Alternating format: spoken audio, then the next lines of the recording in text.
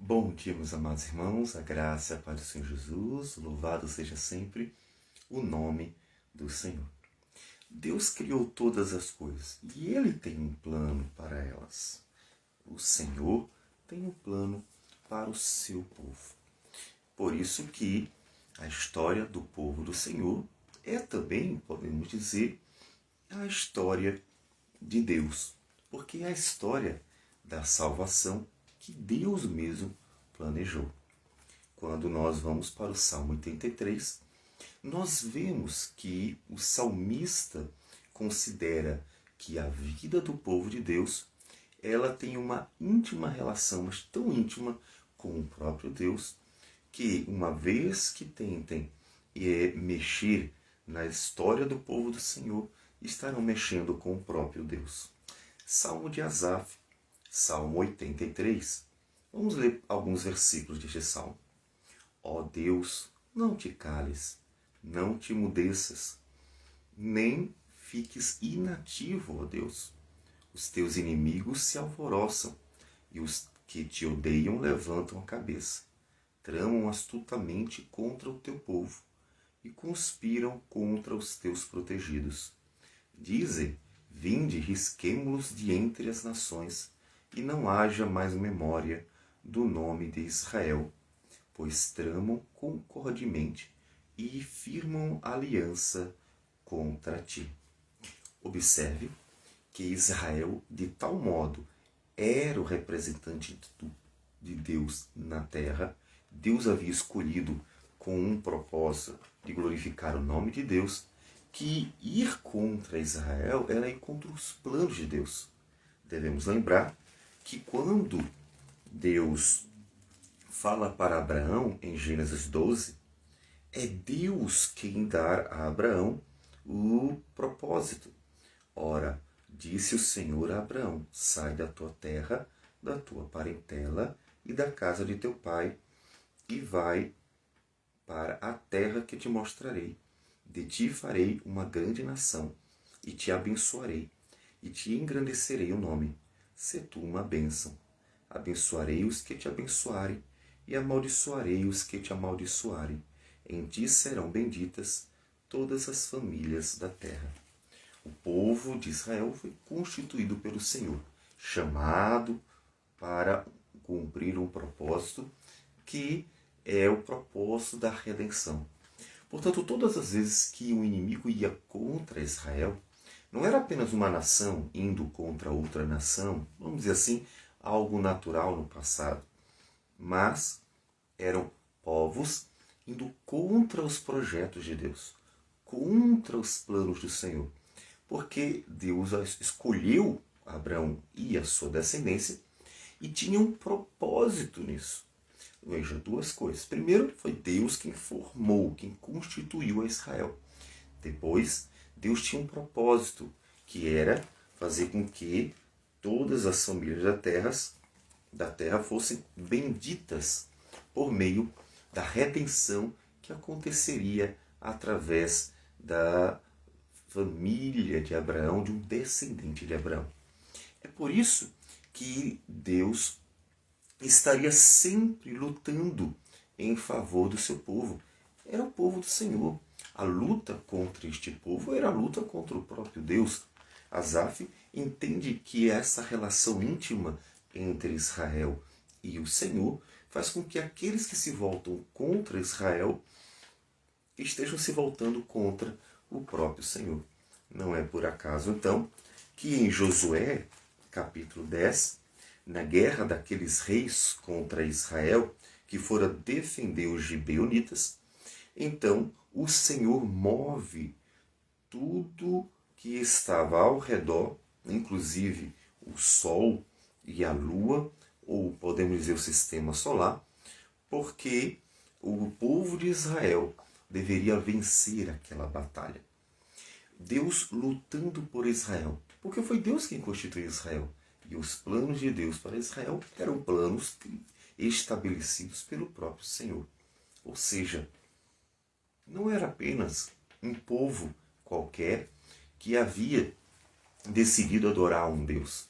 Era um Deus que havia escolhido um povo povo específico para ter uma relação e, por meio deste povo, fazer a sua vontade, cumprir a sua vontade redentora. A relação entre Deus e o seu povo é uma íntima relação. A gente precisa ter essa noção ainda hoje, já que a igreja do Senhor Jesus, ela é a igreja de todos os tempos, ou seja, o que no Antigo Testamento chamamos de Israel, no Novo Testamento chamamos de Igreja de Cristo, ou seja, é a sequência deste povo. E este povo foi constituído pelo Senhor e tem também um propósito da parte do próprio Deus. Portanto, todas as vezes que o mundo vem contra a igreja do Senhor, vem contra nós, está indo contra o próprio Deus. Isto deve confortar o seu coração, porque significa que Deus batalhará nossas batalhas, como diz Asaf. Ó Deus, não te cares, não te mudeças. E aí no versículo 13 ele diz, Deus meu, faze-os, ou seja, os inimigos, faze-os como folha impelidas por um remoinho, como a palha ao léu do vento. Como o fogo devora um bosque e a chama abrasa os montes. Assim persegue-os com a sua tempestade e amedronta-os com o teu vendaval. Enche-lhes o rosto de ignomínia para que busquem o teu nome, Senhor. Sejam envergonhados e confundidos perpetuamente. Perturbem-se e pereçam. E reconhecerão que só tu, cujo nome é Senhor, és o Altíssimo sobre toda a terra. A vida de Israel com o propósito de glorificar a Deus em tudo, inclusive em mostrar que o Senhor era o único Deus e que as nações, portanto, deveriam ir até Ele. Até mesmo quando os povos vinham contra Israel para perseguir, Deus manifestando o seu poder e livrando Israel, serviria de testemunho de que o Deus de Israel é o único Deus. Então veja que há uma íntima relação entre o povo do Senhor e o seu Deus. Qual a sua relação entre você e Deus, o Deus da glória? Ou seja, em sua vida Deus manifesta seu poder, sua graça, seu amor. Mas como isso acontece? Em tudo. Acontece na bondade de Deus para conosco, acontece na nossa relação diária com Ele, em que as pessoas verão nossa caminhada junto ao Senhor.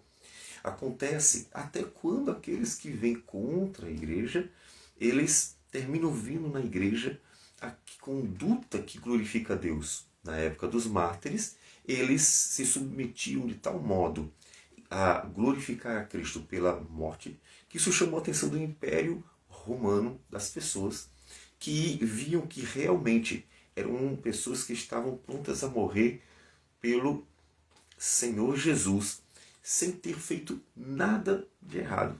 Ou seja, elas eram perseguidas injustamente, o que chamou a atenção para a vida dessas pessoas e para a dedicação tão firme delas ao Deus a quem serviam.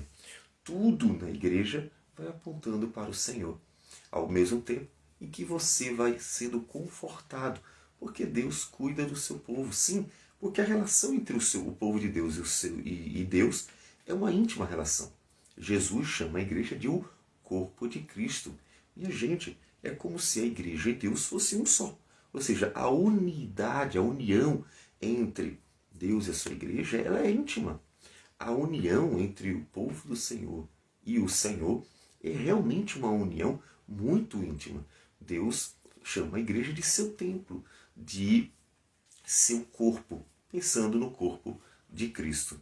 E isso deve confortar o seu coração nas lutas e nas adversidades.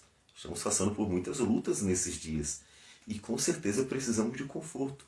E o maior conforto é saber que o Senhor, sendo nosso Deus, Ele tomará sobre si todo o sofrimento, a angústia que nós passamos. Ou seja, Deus não olha e simplesmente deixa para lá. Deus sente as nossas dores. Ou seja, o Senhor, Ele estará sempre olhando para nós como um pai olha para seu filho, como alguém que tem uma não só simpatia, mas uma empatia para conosco. E, portanto, podemos clamar, ó Deus, Nós fomos chamados pelo Senhor, nem merecemos nada. Nós, Senhor Deus, estamos cumprindo um propósito que foi o Senhor que nos deu. Ajude-nos, livra-nos, dá-nos graça para viver a vida para a Tua glória. E assim, nós vamos encontrando no Senhor força e ânimo para perseverar. Continue assim. Foi Deus que chamou o povo. Foi Deus quem deu um propósito a este povo. E é Deus quem cuida dele. Então, descanse o coração no Senhor. E sempre clame, ó Deus, que o Senhor nos livre do mal. Que o Senhor nos ajude, inclusive, a perseverar firmes. Sabendo que o Senhor cumpre propósito em nossas vidas. Porque o Senhor é o Deus que ama o seu povo. Então descanse nele, porque ele decidiu ser o nosso Deus. Vamos orar ao Senhor. Senhor Deus amado, obrigado por tudo. Obrigado porque nós somos o teu povo e nem sequer fomos nós quem fomos atrás do Senhor. Antes o Senhor veio atrás de nós. O Senhor quem decidiu nos amar. Foi o Senhor quem decidiu nos salvar. E ainda deu um propósito para nossas vidas. O Senhor nos fez instrumentos para a Tua glória. Ajude-nos nas fraquezas, nas lutas, nas dificuldades, para que nós possamos, Senhor Deus, em Ti encontrar força, ânimo, encontrar em Ti conforto e perseverarmos, sabendo que o Senhor batalha as lutas da Tua igreja, as nossas lutas. Ajuda-nos, Senhor Deus, a perseverar até o fim, a fim de que o Teu nome seja glorificado na perseverança da Tua igreja. Receba a nossa oração, nossa gratidão por tudo. E tudo, Senhor Deus, em nome de Teu Filho amado Jesus. Amém, Senhor. Que Deus abençoe a todos e um bom dia.